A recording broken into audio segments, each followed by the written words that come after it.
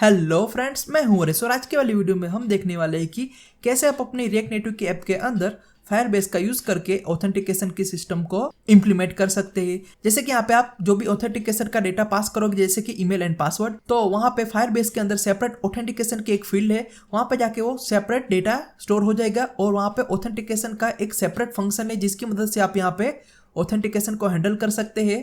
पिछली वाली वीडियो में हमने देखा था कि फायरबेस की मदद से आप कैसे टू डू ऐप बना सकते हैं। आई होप आपको वीडियो पसंद आई होगी। चलिए तो बिना किसी देरी के आज का काम हमारा स्टार्ट कर लेते हैं। तो सबसे पहले ये देखो, पिछली वाली वीडियो में कुछ इस प्रकार से हमने एक ऐप बनाया था, तो अभी इसका काम नहीं है, तो सिंपली यहाँ पे थोड़े से चेंजेस कर लेते हैं। जैसे कि यहाँ पे इन सब फंक्शन को यहाँ पे निकाल देते हैं।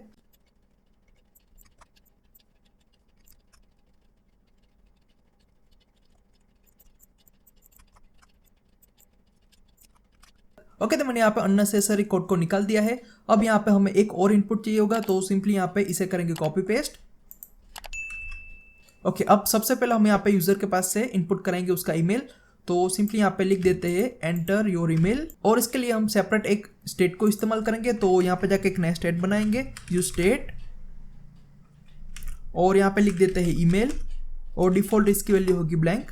तो यहाँ पे इसकी वैल्यू को भी हमें रखना है इस स्टेट के साथ, तो सिंपली यहाँ पे लिखेंगे ईमेल और ऑन चेंज के ऊपर हमें ईमेल को करना है सेट, तो सिंपली यहाँ पे लिखेंगे सेट ईमेल।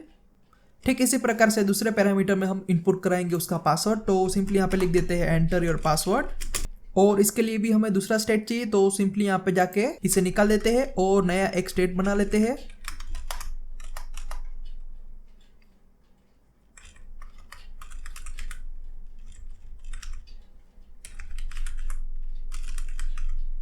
और उसकी डिफॉल्ट वैल्यू रखनी है ब्लैंक, और यहाँ पे वैल्यू को कर देंगे चेंज। जैसे कि यहाँ पे आएगा पासवर्ड और यहाँ पे आएगा सेट पासवर्ड।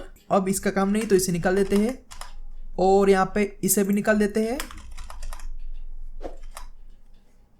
अब यहाँ पे दो बटन है, तो सिंपली हमें एक ही चाहिए, तो यहाँ पे इसे रिमूव कर देते हैं। चलिए, तो यहाँ पे इसे रिमूव कर दिया मैंने और यहाँ पे लिख देते हैं लॉगिन। चलिए, अब सिंपली यहाँ पे हमें ऐप का नाम थोड़ा सा चेंज करना पड़ेगा। जैसे कि यहाँ पे टू डू ऐप है, तो इसकी जगह पे मैं लिख देता हूं मेटा हब। चलिए, तो ये भी चेंज हो चुका है। अब हमें क्या करना है, यहाँ पे यूजर जो भी ईमेल एंड पासवर्ड को एंटर करेगा, उसे यहाँ पे जैसे ही लॉगिन के ऊपर क्लिक करेगा, तब यहाँ पे क्या होना चाहिए, तब यहाँ पे सिंपली फायरबेस के अंदर जो ऑथेंटिकेशन की फील्ड है उसके अंदर ये ईमेल एंड पासवर्ड जो भी है वो स्टोर होना चाहिए और वहाँ पे लिस्ट में आ जाना चाहिए, जिसकी मदद से हम यहाँ पे ऑथेंटिकेशन के स्टेट को मैनेज करेंगे। तो यहाँ पे फायरबेस को करेंगे ओपन। ओके, तो यहाँ पे ओपन हो चुका है। अब हमें क्या करना है, सिंपली जाना है ऑथेंटिकेशन की फील्ड के अंदर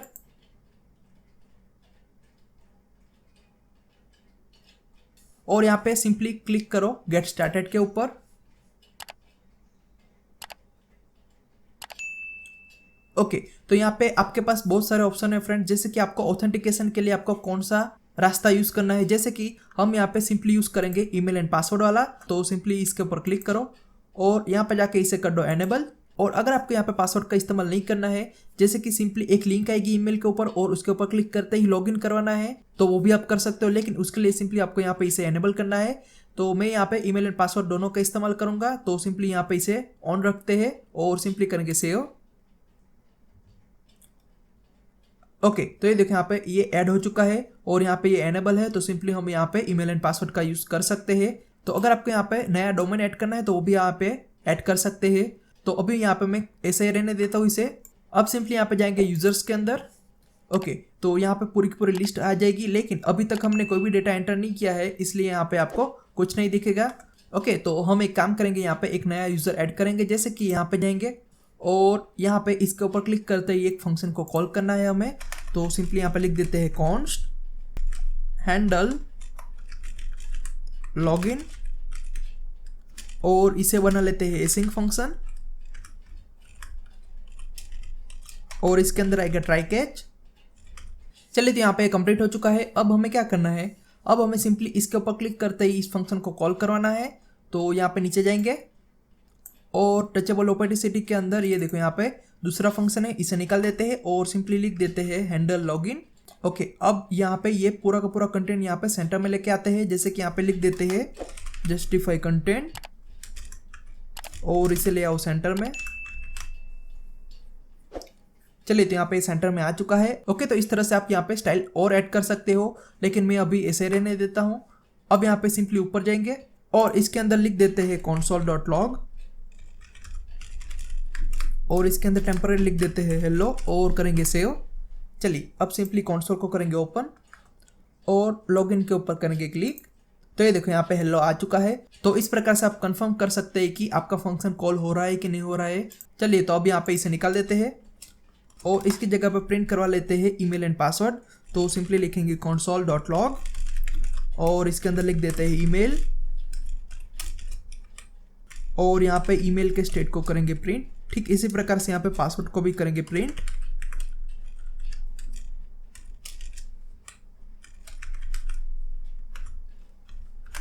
चलिए अब यहाँ पे ईमेल एंड पासवर्ड को एंटर करेंगे और यहाँ पे कंसोल के अंदर उसकी वैल्यू फेच करेंगे। जैसे कि यहाँ पे लिख देते हैं haresh@gmail.com और ठीक इसी प्रकार से पासवर्ड में एंटर कर लेते हैं 1 2 3।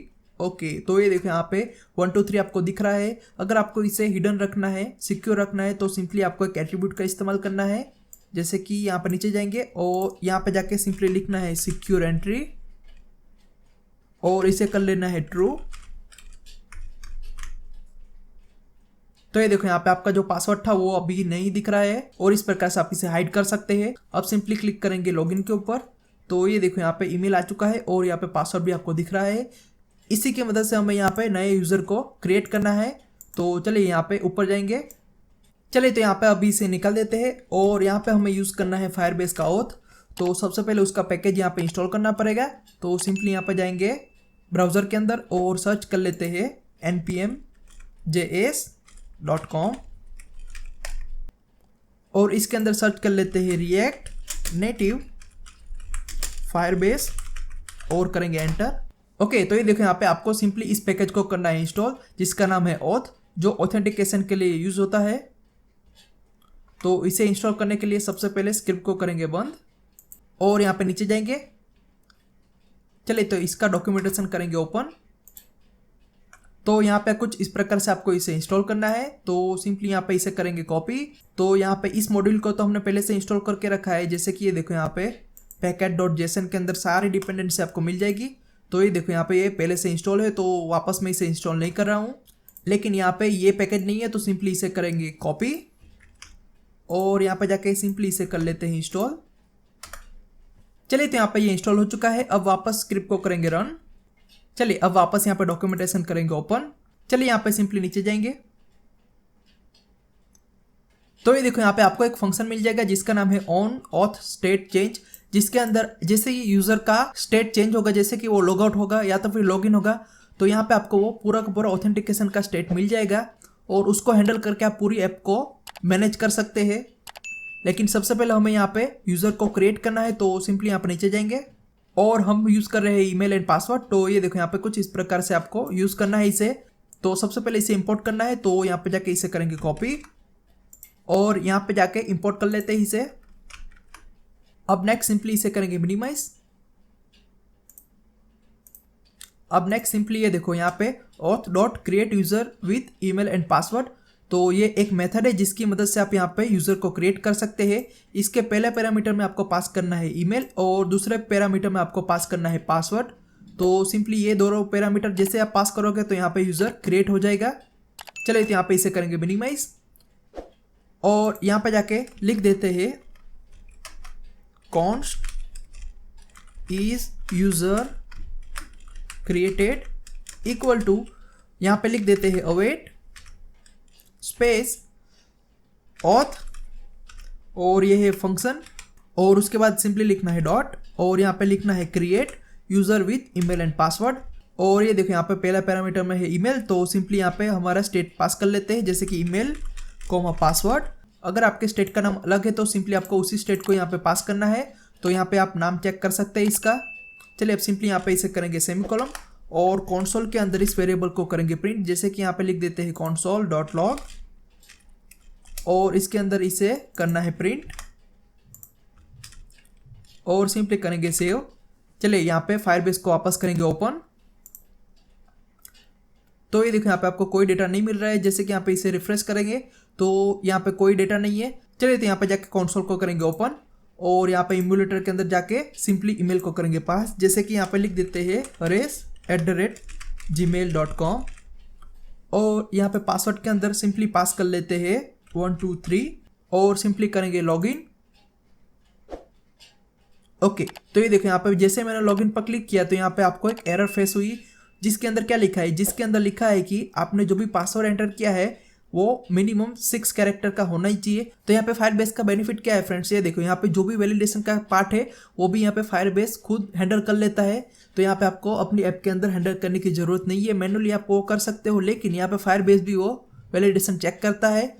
तो अगर आपको यहाँ पे ये जो एरर मिल रही है उसे यहाँ पे नीचे डिस्प्ले करना है तो वो भी आप कर सकते हैं। जैसे कि यहाँ पे जाके एक स्टेट बना लेते हैं, जैसे कि यहाँ पे लिख देते हैं यू स्टेट, यहाँ पे जाके सिंपली लिखना है यू स्टेट और यहाँ पे लिख देते हैं मैसेज। जो भी मैसेज आएगा सब यहाँ पे इसके अंदर स्टोर करेंगे और डिफॉल्ट इसे रखेंगे ब्लैक। अब ये देखो यहाँ पे हमने यूज किया है ट्राई कैच, तो यहाँ पे जो भी कैच वाला पार्ट है उसके अंदर हमें एरर मिलेगी, तो इसके अंदर जाके इस स्टेट की वैल्यू को करेंगे सेट। तो यहाँ पे जाके लिख देते हैं सेट मैसेज और इसके अंदर पास करेंगे पूरा ऑब्जेक्ट एरर का। तो इस प्रकार से आप इसे सेट कर सकते हैं। अब सिंपली यहाँ पे इस एरर को नीचे दिखाना है हमें, तो यहाँ पे नीचे जाएंगे और स्टेट का नाम करेंगे कॉपी, जैसे कि यहाँ पे मैसेज है इसका नाम, तो यहाँ नीचे जाएंगे और यहाँ पे लिख देते हैं टेक्स्ट और इसके अंदर प्रिंट करना है मैसेज। तो ये कुछ इस प्रकार से आएगा। अब सिंपली करेंगे सेव। चलिए अब वापस यहाँ पे डेटा को एंटर करेंगे, जैसे कि यहाँ पे लिख देते हैं harass@gmail.com और पासवर्ड में हमें एंटर करना है 1 2 3। तो वापस यहाँ पे ये एरर आएगी और इस बार ये एरर नीचे हमें दिखानी है, तो सिंपली यहाँ पे क्लिक करेंगे लॉगिन के ऊपर। ओके तो ये देखो यहाँ पे कुछ एरर आ रही है क्योंकि हमने यहाँ पे पूरा का पूरा ऑब्जेक्ट प्रिंट करवाया है, लेकिन हमें तो सिंपली एक मैसेज चाहिए था। तो यहाँ पे जो हमने डायरेक्टली ERR को पास किया है तो वहाँ पे जाके सिंपली लिखना है डॉट और लिख दो मैसेज। तो ये क्या करेगा, सिंपली ऑब्जेक्ट के अंदर के मैसेज को यहाँ पे स्टोर करेगा और वो तो एक स्ट्रिंग है तो ये यहाँ पे रेंडर हो जाएगी। चलिए अब यहाँ पे करेंगे सेव और वापस यहाँ पे ईमेल एंड पासवर्ड को करेंगे एंटर।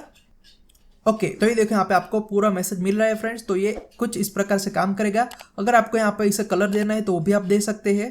तो यहाँ पे पासवर्ड के अंदर 6 डिजिट आपको एंटर करना है, तो यहाँ पे जाके लिख देते हैं 456 और करेंगे लॉगिन। ओके तो ये देखो यहाँ पे सक्सेसफुली क्रिएट हो चुका है आपका यूजर और बदले में आपको एक ऑब्जेक्ट मिल रहा है जिसके अंदर यूजर का डेटा मिल रहा है, जैसे कि यहाँ पे यूजर का ईमेल मिल चुका है। ठीक इसी प्रकार से यहाँ पे यूजर की आईडी भी मिल चुकी है। तो यहाँ पे जो भी ऑब्जेक्ट हमने प्रिंट करवाया है यहाँ पे इसके अंदर ये पूरा ऑब्जेक्ट मिल जाएगा। तो अगर आपको यहाँ पे इसका डेटा चाहिए तो वो ऑब्जेक्ट के थ्रू आप यहाँ पे एक्सेस कर पाओगे। ओके चलिए तो यहाँ पे फायरबेस के अंदर जाके चेक करते हैं इसको। तो सिंपली यहाँ पे जाके इसे करेंगे रिलोड। ओके तो ये देखो यहाँ पे आपका यूजर क्रिएट हो चुका है और यहाँ पे आपका ईमेल आ चुका है और यहाँ पे प्रोवाइडर है ईमेल, क्योंकि हमने यहाँ पे ईमेल के जरिए लॉगिन किया है। तो यहाँ पे आपको ईमेल दिखेगा। नेक्स्ट यहाँ पे कब क्रिएट हुआ है और साइनिंग कब हुआ था वो भी यहाँ पे पूरे के पूरे डेट के साथ यहाँ पे आपको मिल जाएगा। और लास्ट में ये देखो यहाँ पे आपको मिल जाएगी यूजर की आईडी। तो यहाँ पे इस आईडी के थ्रू आप इस यूजर को यूनिकली आइडेंटिफाई कर सकते हैं। तो ये कुछ इस प्रकार से काम करेगा फ्रेंड्स। ओके तो इसे करेंगे मिनिमाइज। तो ये देखो यहाँ पे हमने कुछ इस प्रकार से इसका कोड किया था। यहाँ पे मैंने लिखा है लॉगिन, लेकिन एक्चुअली ये है साइन अप, क्योंकि यहाँ पे हमने यूजर को क्रिएट किया है। तो सिंपली यहाँ पे लिख देते हैं साइन अप और इसकी मेथड का नाम भी कर देंगे चेंज, जैसे कि यहाँ पे ऊपर जाएंगे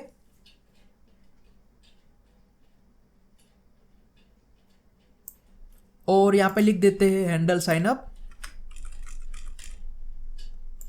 और इसी को यहाँ पे करेंगे पास।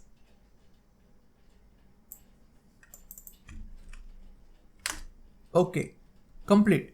तो फ्रेंड्स यहाँ पे जो भी लॉगिन का वाला पेज है वो हम यहाँ पे नेक्स्ट पार्ट में बनाएंगे। वहाँ पे हम देखेंगे कि कैसे आप अपने ऑथ स्टेट को मैनेज कर सकते हैं। जैसे कि यहाँ पे यूजर जैसे ही लॉगिन हो जाए उसके तुरंत बाद यहाँ पे होम स्क्रीन दिखानी है, तो वहाँ पे कैसे रिडायरेक्ट करना है और वहाँ पे लॉग आउट होने के बाद कैसे यहाँ पे लॉगिन स्क्रीन के ऊपर लेके आना है। ओके फ्रेंड्स, आई होप आज की वाली वीडियो में आपको बहुत कुछ नया जानने को मिला होगा। तो फिर मिलते हैं नेक्स्ट वीडियो में। Thank you for watching.